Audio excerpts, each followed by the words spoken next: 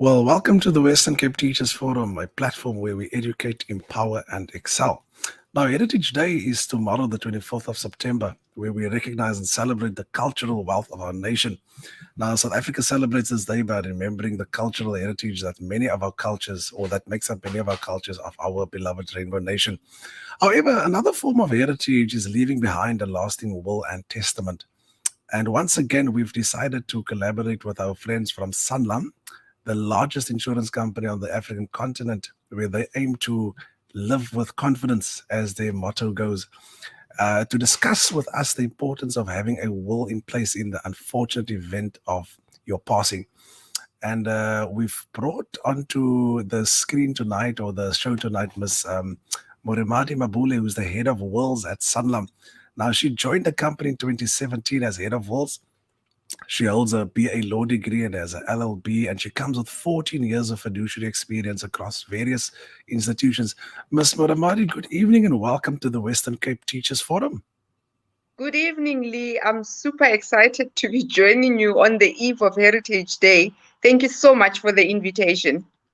Now, the pleasure is all ours now. Now, Moremadi, I've heard about head of operations, head of HR, head of, maintenance and infrastructure, but head of wills, that's quite a unique one.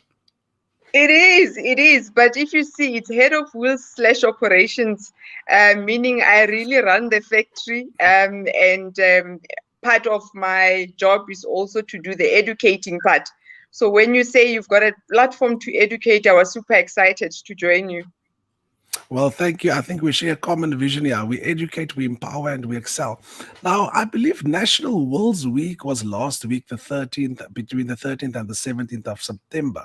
Now, what was the purpose of an exercise like that? So the National Wills Week is actually not an initiative of ours. We piggybacked on the initiative by the Law Society.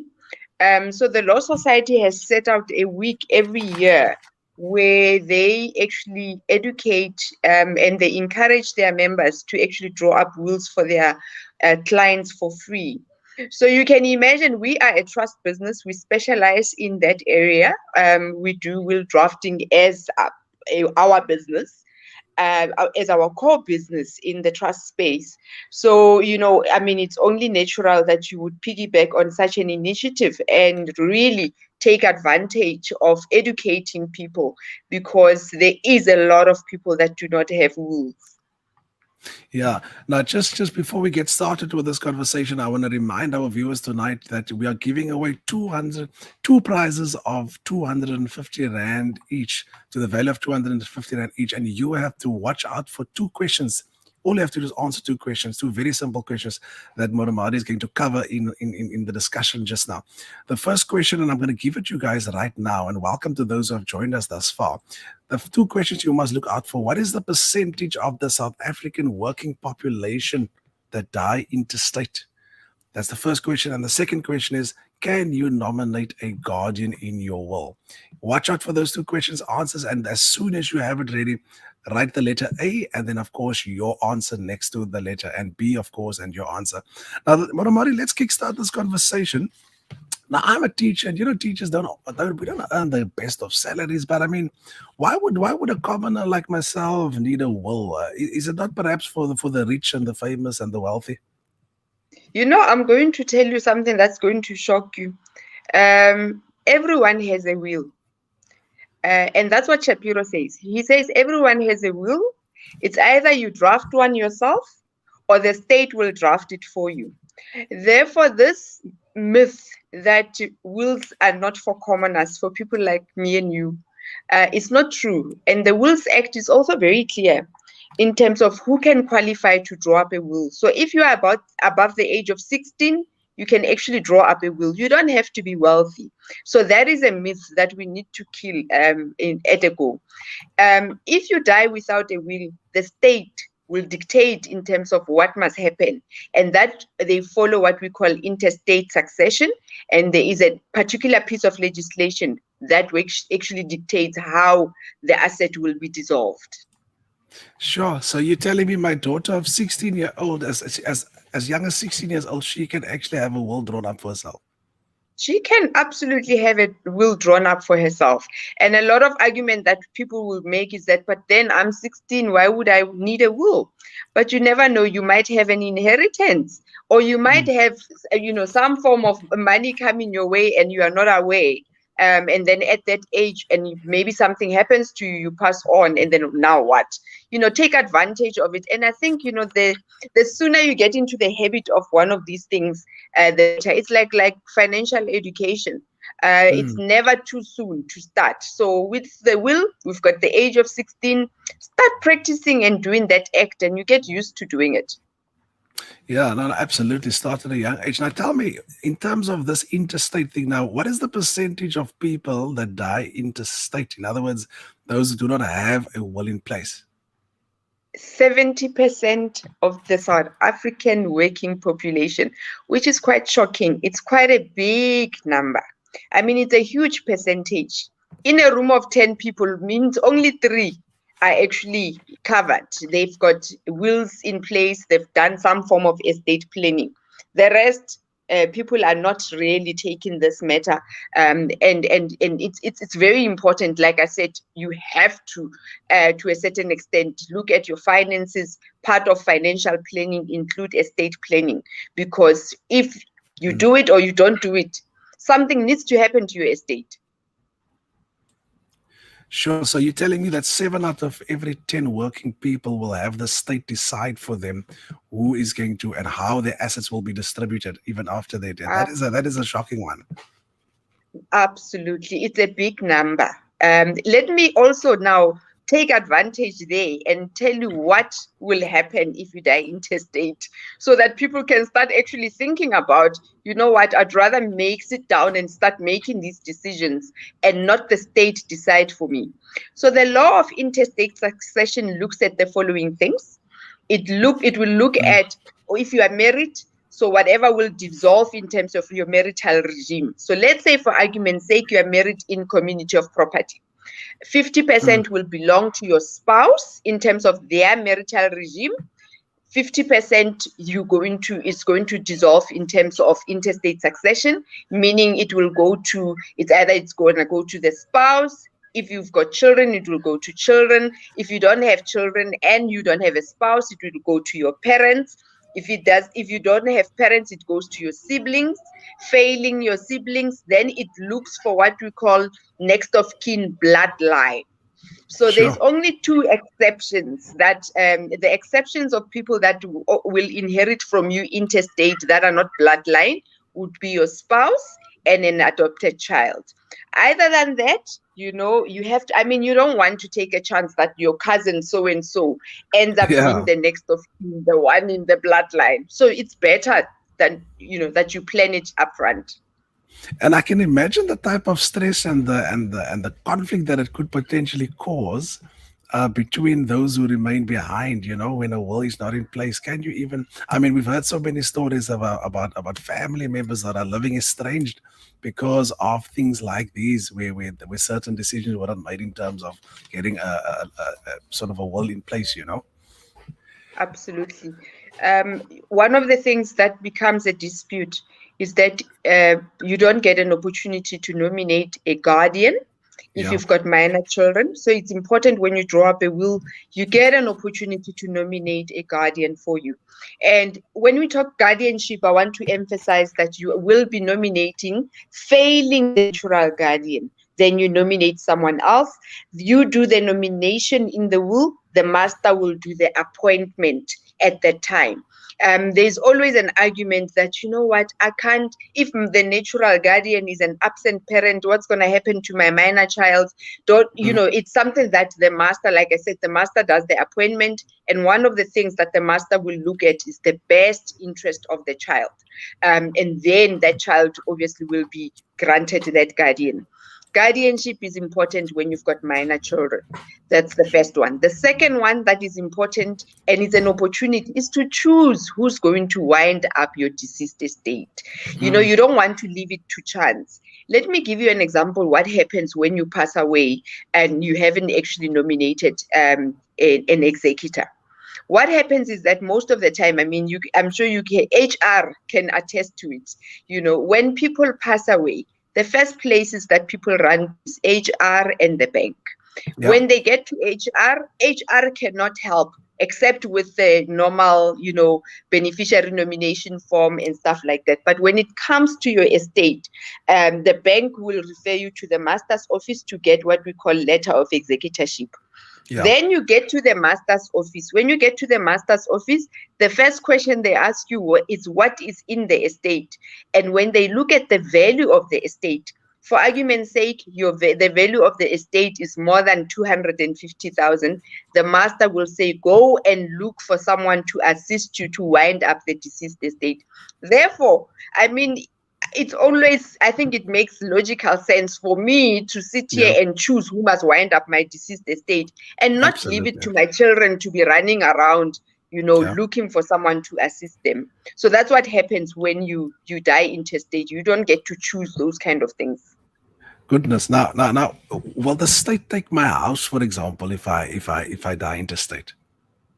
That's another, we're talking another myth. Remember, we spoke about the myth of being wealthy. The second myth is the state is going to take my stuff if I die intestate. The state is not going to take your stuff. The only thing is that it will dictate who's going to get what, as I explained in terms of interstate succession. So it is important that you make that choice and not leave it to the state to actually decide on your behalf. Sure. Now, listen, I mean, I'm just thinking in terms of, I always hear people talk about tax benefits and tax implications. And now, are there any tax benefits if in the drafting of a will, for example? Yes. So it's always important when you draw up a will, I at the end, you will see at the end of our slide, the first slide that you played, there is a tool that people can go and draw up their own wills. But I always say, go draw up your own will if you don't have anything and if you're not complicated. However, I always advise that, sit in front of a financial advisor, somebody who's registered and accredited to give advice. They will be able to sit down and look at the tax benefits for you. There's always tax benefits. Unfortunately, tax men, when you pass away, will be knocking at your door. The tax man does not sleep. There's what we call estate duty, and obviously your previous income taxes must still also be up to date and stuff like that. So we need to plan for these things, and only a financial advisor can do a holistic view of your estate and give you proper advice. Sure. Now, so far, all the roads lead to drafting a will, getting your affairs in order. Now, just lastly, in term from my side, liquidity. I've heard that term quite often. Now, Yes. How many estates are administered without enough liquidity? Talk to us about liquidity. Let me talk to you about liquidity. And liquidity is just a complex term, just basically meaning cash, enough money in the estate. It's very sad that, we work very hard. I mean, you work very hard going to work and fortunately, working hard grant us the opportunity to actually, accumulate assets. And we buy, we can't buy cash, we buy with bonds. Those who can buy cash, great for them. But, you get a bond, you buy a house, you get yourself into higher purchase and stuff like that. You are accumulating assets, though, you are getting them through certain form of debts, if you call them like that. What does that mean? When you pass away, those debts, they become due and payable. And you can't pass on your debt to your beneficiaries. The only way to create cash in the estate, and an easiest way, is through a life cover. So when we say to people, create some form of liquidity in your estate, it's basically to ensure that what you've worked hard for, you are passing on to the next generation. You don't now get to a point where assets need to be sold because you've died insolvent. There isn't enough liquidity in the estate. There's more debt. And one of the things that people don't talk about, especially upfront when you sit with a financial advisor, just be mindful of the fact that when you are exercising that freedom of testation and nominating an executor, an executor will attract executors' fees. And how do you cater for those fees? And it can be quite exorbitant fees, because it's about 3.5% VAT excluded of the gross of your estate. If your estate is worth R1 million, imagine 3.5% is a lot of money. Who's going to pay for it? You don't want your beneficiaries to be running around. So you need to cater for those kind of things and create liquidity, meaning cash, enough money that you're going to live in there. On the liquidity side, just one last point.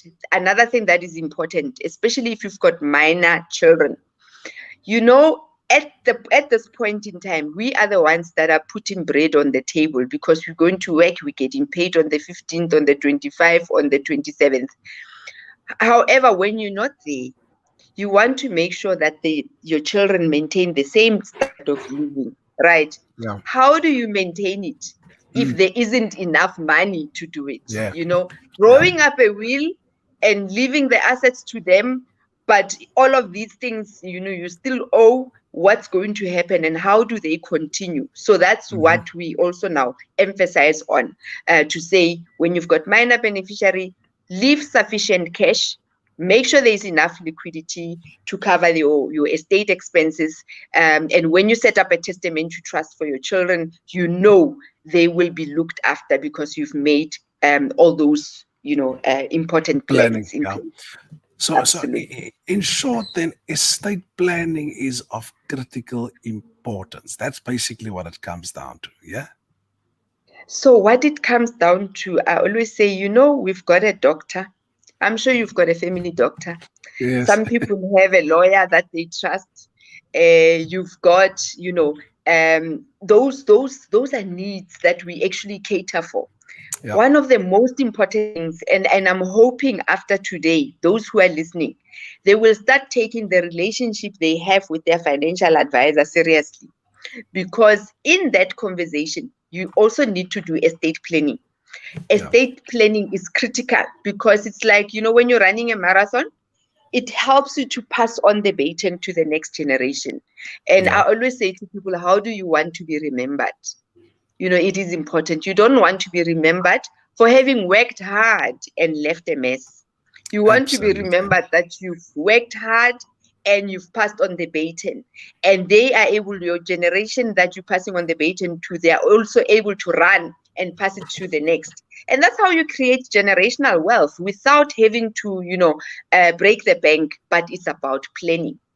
Yeah, planning, working smart, and of course making sure, and I think it's being considerate to those who you leave behind. I mean, you want to ensure that your children, your spouse, your loved ones, they prosper even in your absence. I know, and this is one of the most difficult conversations. Loss, especially at a time like this, COVID. We've experienced so much suffering and loss, and we've lost loved ones. But I think it's still a very relevant topic that we need to attack and address, rather, because, like you say, if you're not going to make the decision, the state will. So rather have that authority over your own, possessions. Now, Moremadi, we've got about 5 minutes. Do you want us to go through that slides quickly just to convince our viewers? Yeah. Yes, I just want to share a little bit of it will be pearls of wisdom. If there's anything they remember, must be on those slides. So you can show the slides. All right.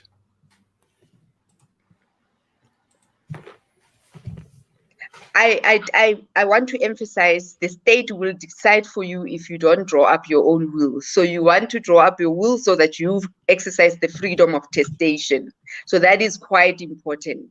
And then I'm going to be giving you, a little bit of tips when you're sitting with your financial advisor, so that when you draw up your will, it doesn't need to be something very complex. You can move to the next slide for me.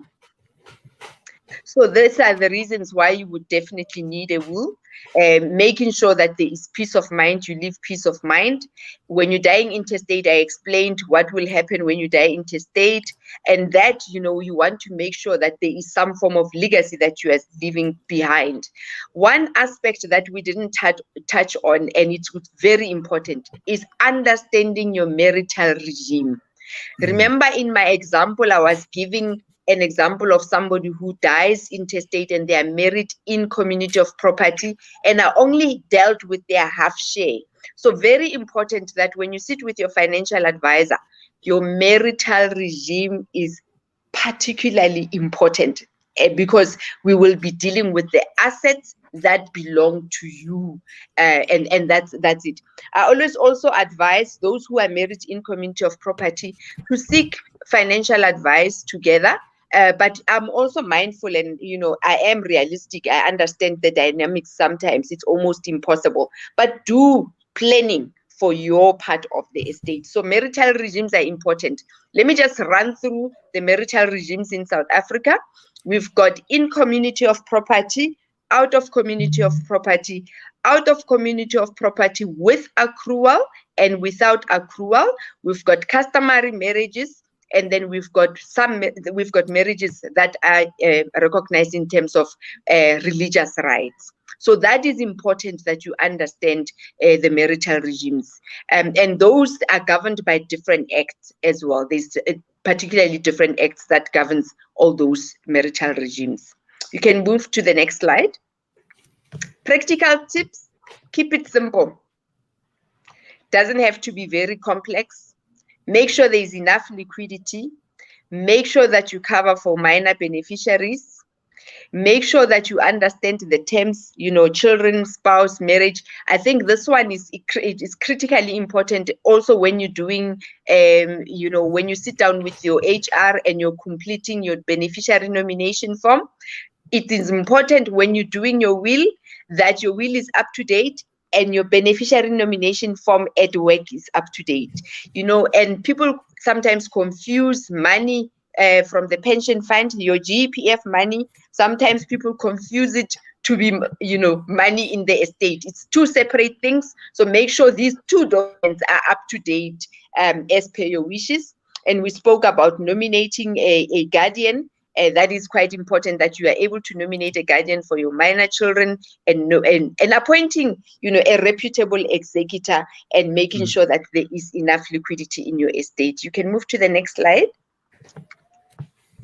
Now I'm going to, I'm not trying to convince you to do a will. I think we spoke so much at length about, why you would need a will.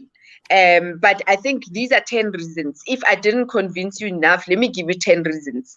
You get to decide who's going to get what out of your estate. You get to decide who's going to look after your minor children.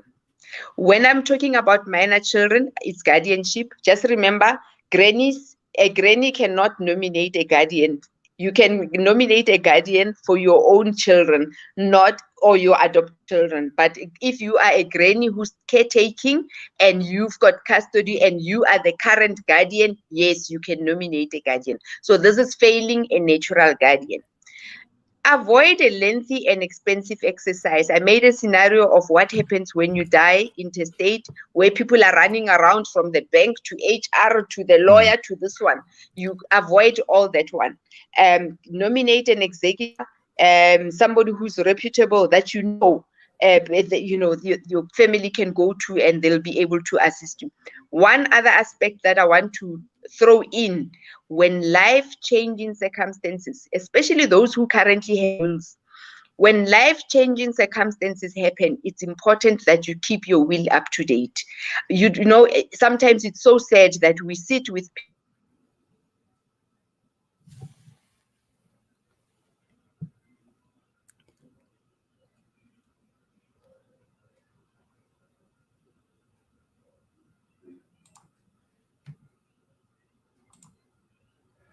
I think I may have lost Moremadi there for a second or two. While she's trying to reconnect with us. Oh, she's there. Okay, there you are. Sorry. I'm here. Yes. There was. I'm not sure what happened. Yes, I was just touching on the life-changing circumstances, that it is important to keep your will up to date.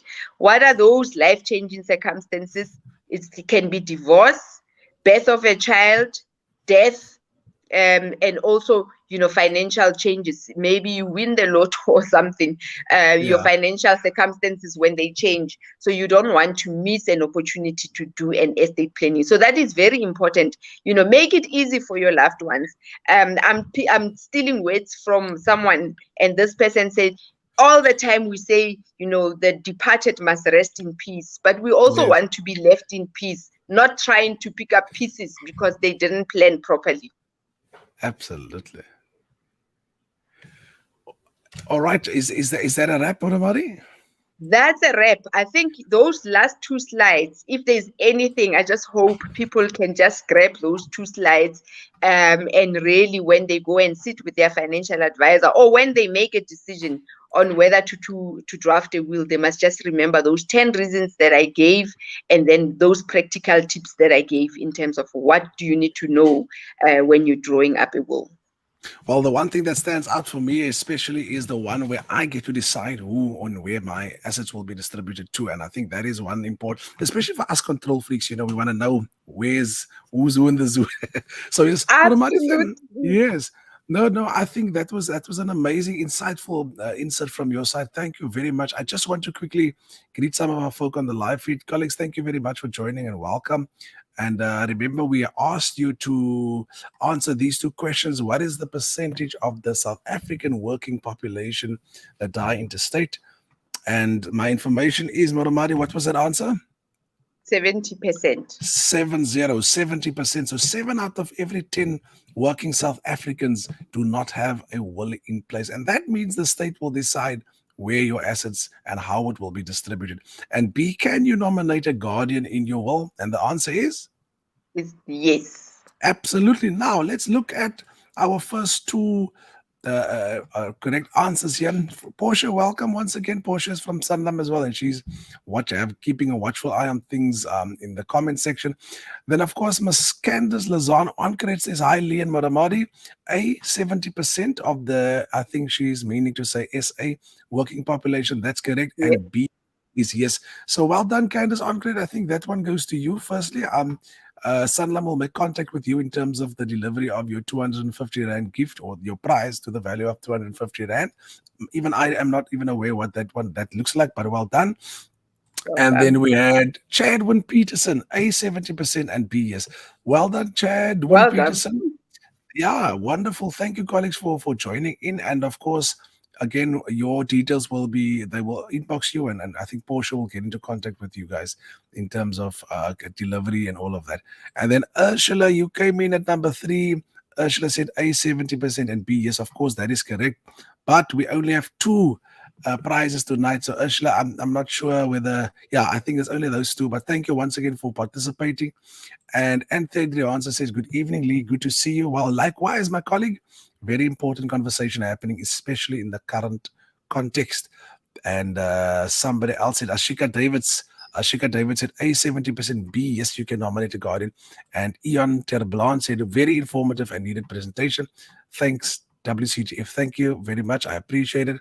Candace, once again, thank you very much. Now, question, how do you get into contact with Sanlam or with any one of the agents to assist you with a will? I'm going to post in the comment section very quickly a link that you can use right there where you're sitting on your cell phone in the comfort of your home. You can use this following link and you can then follow the prompt and then enter your details in the form that will be coming up.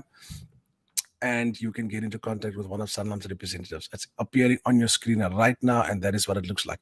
That's the form that you need to complete, all right? So use your cell phone, use your laptop, whatever electronic device you're watching from, that's the form that you can use. You can also make use of a QR code if you are a little bit tech savvy. That is the QR code that you are able to use and scan if you don't want to type, and that is one way of getting into contact with Sanlam's representatives. And lastly, I'm going to post an email address that you can use should you wish to get into contact with them via electronic mail. And it's coming up right away, and there you are. It says Sanlam Connect Cape Marketing at sanlam.co.za. Ladies and gentlemen, that is unfortunately all we have time for tonight Moremadi, I want to thank you once again very much for your time tonight. I wish you strength and success. May you have a blessed Heritage Weekend. I'm not sure what your plans are, but I'm sure it's most certainly going to put something on the coals tomorrow. What does your weekend look like?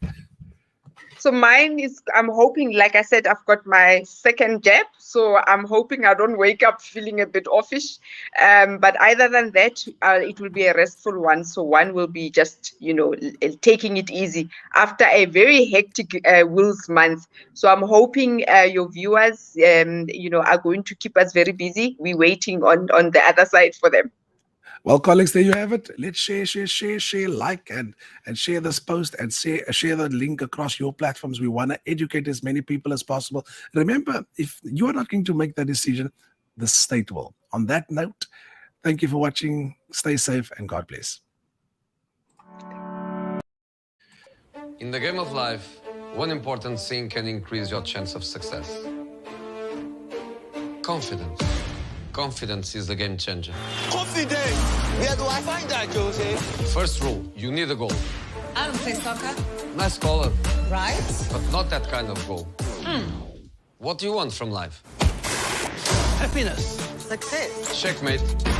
Less worries. Next, you need a strategy. I gotcha. Like a game plan. Exactly. Put in the work and stick to it. Nothing pays better. Trust me. Then you need to be patient. How patient? More patient, success cannot be hurried. And most important of all, you need the right team behind you. Do all these things, and you will have the financial confidence to achieve anything. Anything? And everything, my friend.